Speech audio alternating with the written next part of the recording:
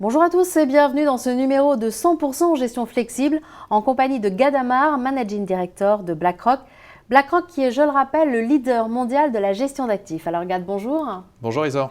Et puis nous retrouverons aussi en duplex Frédéric Picard de MyFlow qui interviendra en tant qu'expert et puis un CGPI, Édouard Petit-Didier, associé fondateur d'Allure Finance. Il viendra en seconde partie d'émission poser quelques questions à Gad. Mais commençons par un bref retour sur le fonds flexible de BlackRock, BGF Global Allocation, avec Jean-Yves Courcial. Jean-Yves, bonjour. Bonjour Isor, le fonds BGF Global Allocation est un fonds flexible. Son portefeuille est en général constitué de plus de 700 titres diversifiés, tant sur le front des classes d'actifs, on y retrouve des actions, des obligations, des produits monétaires, que d'un point de vue géographique et sectoriel. Alors comment sont sélectionnés ces titres? Eh bien pour les actions, il s'agit d'une approche value basée sur la recherche fondamentale et concernant les obligations, les équipes de gestion s'intéressent au rendement ajusté du risque. Enfin, la discipline de vente est stricte, les titres sont cédés en cas de valorisation nettement supérieure aux niveaux historiques ou de détérioration des fondamentaux. Pour résumer, le fonds BGF Global Allocation cherche à tirer parti d'opportunités à long terme, une stratégie gagnante puisque le fonds est noté Platinum par Standard & Poor's et Gold par Morningstar. Jean-Yves, merci. Alors Gad, on a vu dans les précédentes émissions que ce fonds avait une approche plutôt long terme et on va parler justement du rôle de ce fonds dans un portefeuille. Alors le fait d'avoir une approche long terme, est-ce que ça veut dire que c'est un fonds qu'il faut garder dans un coin de son portefeuille? Ça veut dire quoi concrètement? Alors tout d'abord, par rapport aux questions que vous posez, il faut peut-être rappeler aussi que l'équipe existe depuis une vingtaine d'années et l'objectif du fonds quand il a été créé, c'était d'être un fonds cœur de portefeuille. Ça veut dire quoi? Ça veut dire quoi? Ça veut dire qu'en fait, on peut l'avoir comme allocation principale dans son portefeuille ou comme une allocation satellite, c'est-à-dire comme une petite partie que l'on va avoir pour dynamiser ou pour booster les rendements de son portefeuille. Et l'objectif tel qu'il avait été créé à l'initial, c'était de donner la performance des marchés actions avec 30% de la volatilité en moins. Donc une vraie allocation qui permettait de dynamiser un portefeuille, ou alors pour quelqu'un qui était à l'aise avec cette stratégie, de l'avoir en cœur de portefeuille, 100% de son allocation. Mais est-ce que vous pensez qu'il peut vraiment remplacer la poche flexible dans une allocation? Absolument, et ça a été comme ça que le fonds a été construit. Donc on a imaginé un investisseur qui avait par exemple une allocation faite de fonds flexibles et on s'est dit, tiens, on va regarder s'il peut rajouter progressivement du BGF Global Allocation en améliorant le rendement. Et puis pour les investisseurs, comme on le disait précédemment, qui sont plus à l'aise avec cette stratégie, ils peuvent aller jusqu'à 100% de leur allocation dans le fonds en améliorant le rendement et là le risque réaugmente un petit peu, mais en tout cas le rendement est significativement augmenté. D'accord, mais tout de même, est-ce que ce n'est pas un petit peu risqué de vous avoir comme seul fonds flexible dans son portefeuille? L'équipe de BGF Global Allocation, c'est 42 personnes. 42 personnes, dont un Chief Risk Officer, donc un patron des risques au sein de cette équipe. 42 personnes uniquement pour le fonds? Juste pour ce fonds-là. Donc ils ont près de 100 milliards de dollars sous gestion, c'est une société de gestion à part entière. Et en plus de cela, se superpose l'équipe BlackRock Solutions. C'est quoi? Alors ça, c'est une équipe qui a été créée au même temps que la société BlackRock et qui a vocation à construire et fournir à des gérants dans le monde entier des outils de contrôle de risque et des analyses de contrôle de risque. Et c'est une société qui est tellement performante qu'elle est aujourd'hui utilisée par de nombreux États pour essayer de comprendre les risques qu'ils ont eux-mêmes dans leur portefeuille financier. Donc ça a été utilisé notamment suite à l'affaire Lehman Brothers il y a quelques années.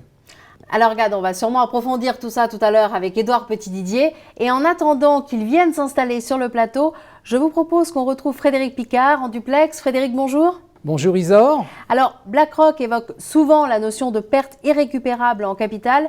De quoi s'agit-il? Alors, à la différence des fonds patrimoniaux qui répliquent un indice ou un benchmark composite, l'approche de BlackRock privilégie le rendement absolu.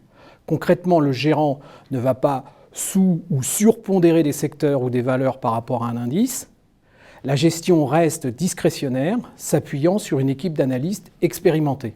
Quelle est votre opinion sur le sujet? Il s'agit donc d'un produit tout-terrain qui prend en charge à la fois la dimension stratégique et tactique de l'allocation d'actifs. Ces produits recouvrent une variété importante de types de gestion, ce qui pose des problèmes aux agences de mesure de performance pour les classer. On peut donc les retrouver classés dans plusieurs catégories: diversifié allocation mixte, gestion flexible ou encore en performance absolue. Frédéric, merci. Merci Isor. Et maintenant, j'accueille Édouard Petit-Didier. Édouard, bonjour. Bonjour Isor. Alors, vous êtes en face de Gad. Profitez-en pour lui poser toutes vos questions. Allez-y.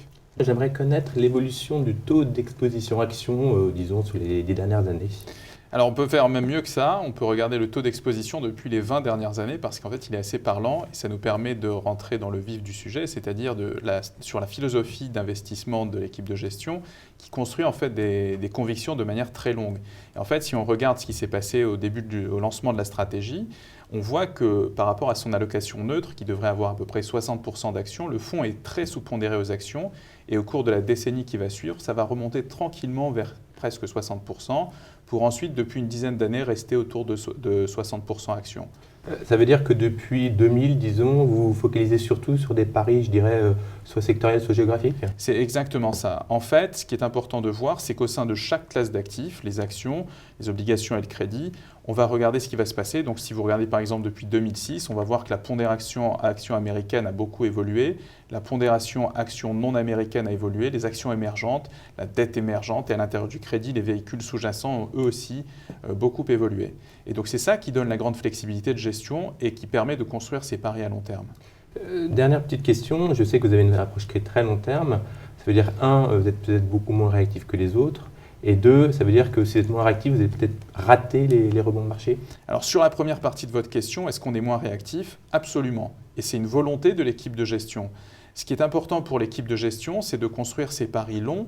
Et de ce fait, on n'est absolument pas un fonds global macro comme on peut l'entendre.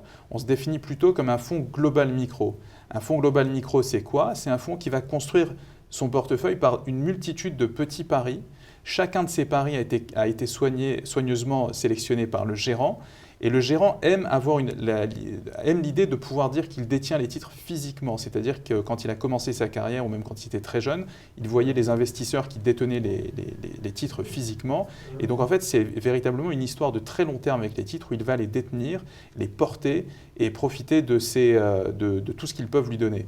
Et donc en fait, ce qui est plus important pour lui, c'est d'éviter ce qu'évoquait tout à l'heure l'expert, c'est-à-dire le risque d'une perte irrémédiable en capital. Et s'il ne sent pas qu'il y a un risque de perte irrémédiable en capital, eh bien, il est prêt à tenir ses paris de manière suffisamment longue. Donc 1 an, 2 ans, 10 ans? 10 ans s'il le faut, il n'y a absolument pas de limite. L'important, c'est vraiment que son pari s'exprime dans le temps.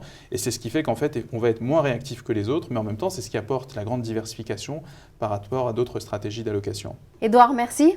Merci Isa. Gad, merci aussi pour toutes ces réponses et toutes vos explications. Merci beaucoup Isa. Quant à vous, je vous remercie également de nous avoir suivis et surtout ne manquez pas la prochaine émission avec BlackRock qui sera consacrée à la performance du fonds. Alors je vous dis à très bientôt.